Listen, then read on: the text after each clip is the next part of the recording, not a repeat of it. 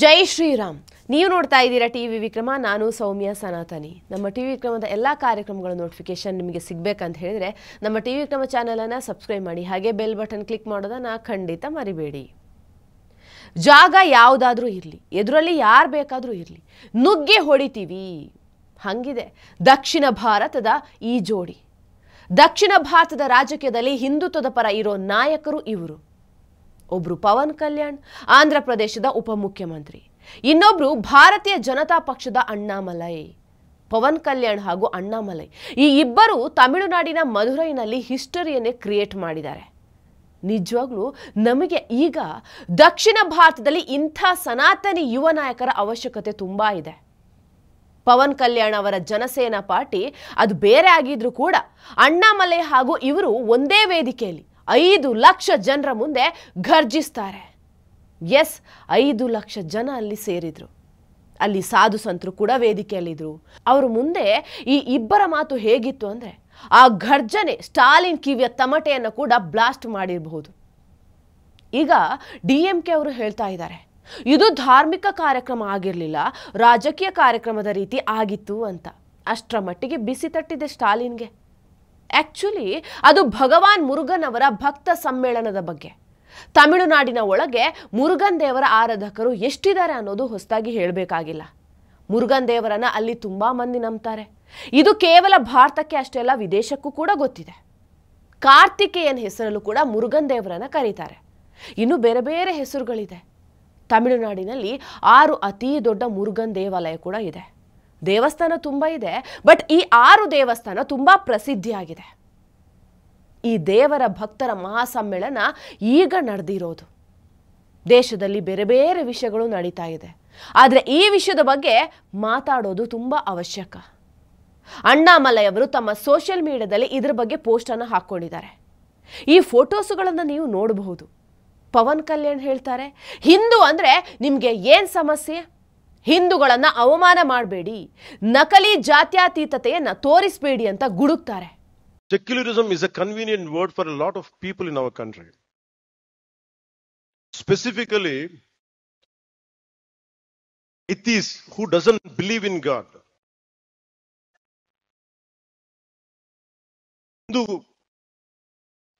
Matamadangal, what these atheists say, they don't believe in God. நம்ம கடவுள் நம்ப மாட்டாங்க. கடவுள் நம்ப மாற்றுறது இல்லைன்னா எல்லா கடவுள் நம்ப கூடாது. பட் இந்த நம்ம நாட்டு எத்திஸ் எப்படின்னா ஓன்லி ஹிந்து கடவுள் நம்ப மாட்டாங்க. That is the definition of secularist of our country, atheist of our country. Is the issue of our country. Secularism வந்து, secularism means no discrimination against anybody in the name of religion. நம்ம நாட்டில் செக்யுலரிஸ்ட் வந்து no discrimination against anybody in the name of religion except Hinduism, except Hindu gods and Hindu culture. Pavan Kalyan ಹಾಗೂ ಅಣ್ಣಾಮಲೈ ಹಿಂದುತ್ವದ ಪರವಾಗಿ ಗಟ್ಟಿಯಾಗಿ ನಿಂತು ಮಾತಾಡ್ತಾ ಇದ್ದಾರೆ. ಈ ಭಕ್ತ ಸಮ್ಮೇಳನಕ್ಕೆ UPಯ ಮುಖ್ಯಮಂತ್ರಿ ಯೋಗಿಜಿಯನ್ನು ಕೂಡ ಆಹ್ವಾನ ಮಾಡಲಾಗಿತ್ತು. ಕಾರಣಾಂತರದಿಂದ ಬಂದಿರಲಿಲ್ಲ. ಅವರೇನಾದ್ರೂ ಇಲ್ಲಿಗೆ ಬಂದಿದ್ದಿದ್ರೆ ತಮಿಳುನಾಡಿನಲ್ಲಿ ಹಿಂದುತ್ವದ ಸುನಾಮಿ ಎದ್ಬಿಡ್ತಿತ್ತು. ಪವನ್ ಕಲ್ಯಾಣ್ ಹಿಂದೂ ವಿರೋಧಿಗಳಿಗೆ ಕೇಳ್ತಾರೆ, ನಿಮಗೆ ಹಿಂದೂಗಳಂದ್ರೆ ಏನ್ ಸಮಸ್ಯೆ ಅಂತ. ಲಿಟ್ರಲಿ ಸೋಕಾಲ್ಡ್ ಜಾತ್ಯತೀತರ ಬೆವರಳಿಸ್ಬಿಟ್ರು. ನಾನೇನು ಉಗ್ರವಾದಿ ಅಲ್ಲ, ನಾನು ಪ್ರೌಢ ಹಿಂದೂ, ನನ್ನ ಧರ್ಮದ ಬಗ್ಗೆ ಅವಮಾನ ಮಾಡಬೇಡಿ ಅಂತ ಎಚ್ಚರಿಕೆ ಕೂಡ ಕೊಡ್ತಾರೆ. ನೀವು ಎಲ್ಲಾದರೂ ದಕ್ಷಿಣ ಭಾರತದ ಉಪಮುಖ್ಯಮಂತ್ರಿ ವೇದಿಕೆ ಮೇಲೆ 5 ಲಕ್ಷದಷ್ಟು ಜನರು ಸೇರಿರೋ ಕಾರ್ಯಕ್ರಮದಲ್ಲಿ ಈ ರೀತಿ ಮಾತಾಡಿರೋದನ್ನು ಕೇಳಿದ್ದೀರಾ? ಯಾವತ್ತೂ ಕೇಳಿರೋದಕ್ಕೆ ಚಾನ್ಸೇ ಇಲ್ಲ ಬಿಡಿ. ಇತಿಹಾಸದಲ್ಲೇ ಇದೇ ಫಸ್ಟ್ ಟೈಮ್. ಮುರುಗನ್ ದೇವರನ್ನ ನಮ್ಮ ಕರ್ನಾಟಕದಲ್ಲಿ ಸುಬ್ರಹ್ಮಣ್ಯ ದೇವರಾಗಿ ಪೂಜೆ ಮಾಡ್ತೀವಿ, ಇದನ್ನು ಕೂಡ ಅವರು ಹೇಳ್ತಾರೆ. ಈ ದೇಶದ ಅಸ್ತಿತ್ವವೇ ಹಿಂದೂ ಧರ್ಮ, ನಮ್ಮ ಐಡೆಂಟಿಟಿ ಸನಾತನ ಧರ್ಮ, ಅದನ್ನ ಅಳಿಸೋಕೆ ಬರಬೇಡಿ, ಇನ್ಮೇಲೆ ಹಿಂದೂಗಳು ಸುಮ್ಮನಿರೋದಿಲ್ಲ ಅಂತ ಹೇಳ್ತಾರೆ. ಇದು ಸನಾತನ ಧರ್ಮವನ್ನ ಡೆಂಗ್ಯೂ ಮಲೇರಿಯಾ ಅಂದವನಿಗೆ, ಹಾಗೆ ಸನಾತನಿಯನ್ನ ತನಾತನಿ ಅಂತ ವ್ಯಂಗ್ಯ ಮಾಡಿದವನಿಗೆ ಚಪ್ಪಲಿಯನ್ನ ಬಟ್ಟೆಯಲ್ಲಿ ಸುತ್ತಕೊಂಡು ಹೊಡೆದಾಗಿತ್ತು. நம்முடைய கண் முன்னால் நாம வாழக்கூடிய சம காலகட்டத்துல நாமும் எழுந்து நிற்கின்றோம். என்னுடைய வாழ்வியல் முறைக்கு பிரச்சனை வந்தால் எழுந்து நிற்பேன், திருப்பி அடிப்பேன்.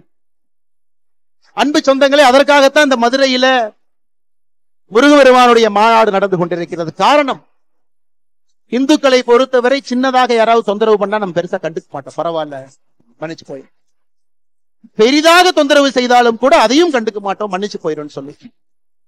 ஆனா இன்னைக்கு அதையெல்லாம் தாண்டி நம்முடைய வாழ்வியல் முறைக்கு தொடர்ச்சியாக பிரச்சனைகள் வந்து கொண்டே இருக்கிறது. இந்து என்பதற்காக நான் ஏற்கனவே சொன்னதை போல நம்முடைய கடைக்கோடி தொண்டர்கள் கொல்லப்படுகின்றார்கள். இந்த மதத்தை பின்பற்றினா மட்டும் நம்முடைய வாக்கை பெற்று அரசியல்வாதிகளாக அதிகாரத்தில் இருக்கக்கூடியவங்க கோவில் இப்படி இருக்கும், கூம்பு மாதிரி இருக்கும் அசிங்கப்படுத்துறாங்க. இந்து மக்கள்கிட்ட ஒற்றுமை எப்பொழுதும் வராது என்கின்ற தைரியத்துல அரசியல்வாதிகள் இன்னும் பழைய அரசியலை செய்து கொண்டிருக்கின்றார்கள். அதையெல்லாம் உடைத்து காட்ட வேண்டும். என்னுடைய கோவில்கள் பாதுகாக்கப்பட வேண்டும். எங்களுடைய வாழ்வியல் முறையில் எந்த பிரச்சனையும் வரக்கூடாது. எங்களுடைய குழந்தைகள் தைரியமா ஒரு ஸ்கூலுக்கு போனா கூட திருநூறு வச்சுட்டு போகணும். எங்களுடைய குழந்தைகள் இன்னைக்கு வட தமிழ்நாட்டில் ஒரு ஸ்கூலுக்கு போனா கூட ருத்ராட்சி கொட்டையை வெளியே அணிந்து கொண்டு செல்ல வேண்டும். இதெல்லாம் இன்னைக்கு மக்களுக்கு ஏற்படக்கூடிய பிரச்சனையாக இருக்கிறது. அன்பு சொந்தங்கள், அதற்கெல்லாம் இந்த முருகர் மாநாடு தேவைப்படுகிறது. ಈ ವಿಷಯವನ್ನೆಲ್ಲ ತೋರಿಸೋದಕ್ಕೆ ನ್ಯಾಷನಲ್ ಮೀಡಿಯಾಗಳಿಗೆ ಪುರ್ಸೋತೇ ಇಲ್ಲ. ತಮಿಳುನಾಡಿನ ಮಾಧ್ಯಮಗಳಂತೂ ತಮ್ಮನ್ನ ಆಡಳಿತ ಸರ್ಕಾರಕ್ಕೆ ಮಾರ್ಕೊಂಡಿದೆ. ಅಲ್ಲದೆ ಎಲ್ಲಾ ಮಾಧ್ಯಮಗಳು ಕೂಡ ಈಗ ಯುದ್ಧದ ಕಡೆ ಬ್ಯುಸಿಯಾಗಿದ್ದಾರೆ. ಈ ಸಮ್ಮೇಳನದಲ್ಲಿ ಧರ್ಮ ಮತ್ತು ರಾಜಕೀಯದ ದೃಶ್ಯ ನೋಡಿದ್ರೆ ಮುಂದೆ ವಿಧಾನಸಭೆಯ ಚಿತ್ರಣ ಕೂಡ ಕಾಣಿಸ್ತಾ ಇದೆ. ಇಲ್ಲಿ ಈ ಇಬ್ಬರು ತಮಿಳುನಾಡಿನ ಹಿಂದೂಗಳನ್ನ ಒಂದು ಮಾಡೋ ಕೆಲಸ ಮಾಡ್ತಾ ಇದ್ದಾರೆ. ಹಿಂದೂ ಮತಗಳನ್ನು ಒಗ್ಗೂಡಿಸುವುದರ ಬಗ್ಗೆ ಕೂಡ ಮಾತಾಡ್ತಾರೆ. ಯಾವ ತಮಿಳುನಾಡು ಸರ್ಕಾರ ಹಿಂದೂ ದೇವಾಲಯಗಳ ಹಣವನ್ನು ಕೊಳ್ಳೆ ಹೊಡೆದು ಅದರಿಂದ ಬೇರೆಯವರಿಗೆ ಲಾಭ ಮಾಡ್ತಿದೆಯೋ ಅದನ್ನು ಕೂಡ ಬಯಲು ಮಾಡ್ತಾರೆ. ಹಿಂದೂ ದೇವಾಲಯಗಳ ಹಣ ಕೇವಲ ಹಿಂದೂಗಳ ಅಭಿವೃದ್ಧಿಗಾಗಿಯೇ ಖರ್ಚು ಮಾಡಬೇಕು ಅಂತಾರೆ. ಒಟ್ಟಿನಲ್ಲಿ ಈ ಇಬ್ಬರು ಕೂಡ ಸ್ಟಾಲಿನ್ ಸರ್ಕಾರದ ಹಿಂದೂ ವಿರೋಧಿ ನೀತಿಗಳನ್ನು ಎತ್ತಿ ತೋರಿಸೋ ಪ್ರಯತ್ನ ಮಾಡ್ತಾರೆ. ಆ ವೇದಿಕೆಯಲ್ಲಿ NDA ಮೈತ್ರಿಕೂಟದ ನಾಯಕರು ಕೂಡ ಇದ್ರು. ಅಣ್ಣಾಮಲೈ, AH ರಾಜ, ತಮಿಳು ಸಾಯಿ, ಹೀಗೆ ತುಂಬಾ ಜನ ಇದ್ರು. ತಮಿಳುನಾಡಿನಲ್ಲಿ ಇನ್ನೊಂದು ದೊಡ್ಡ ಸಮಸ್ಯೆ ಅಂದ್ರೆ ಮತಾಂತರ. ಅಲ್ಲಿನ ಬಡವರನ್ನ ಮಿಷನರಿಗಳು ಟಾರ್ಗೆಟ್ ಮಾಡಿ ಮತಾಂತರ ಮಾಡೋ ಕೆಲಸ ಮಾಡ್ತಾ ಇದ್ದಾರೆ. ಅದಕ್ಕೆ ಸರ್ಕಾರದ ಬೆಂಬಲ ಕೂಡ ಇದೆ. ಪವನ್ ಕಲ್ಯಾಣ ಅದೇ ಸಲುವಾಗಿ ಹೇಳ್ತಾರೆ, ಹಿಂದೂ ಧರ್ಮದಿಂದ ಯಾರು ಮತಾಂತರ ಆಗಬಾರ್ದು, ಮತಾಂತರ ಆದವರು ಕೂಡ ಘರ್ ವಾಪಸಿ ಆಗಬೇಕು ಅಂತ. ತಮಿಳುನಾಡಿಗೆ ಹೋಗಿ ಅವರ ವಿರೋಧ ಸರ್ಕಾರ ಇರುವಾಗ ಇಂಥ ಮಾತು ಹೇಳೋ ಧೈರ್ಯವನ್ನ ಇದುವರೆಗೂ ಯಾರು ಮಾಡಿರಲಿಲ್ಲ.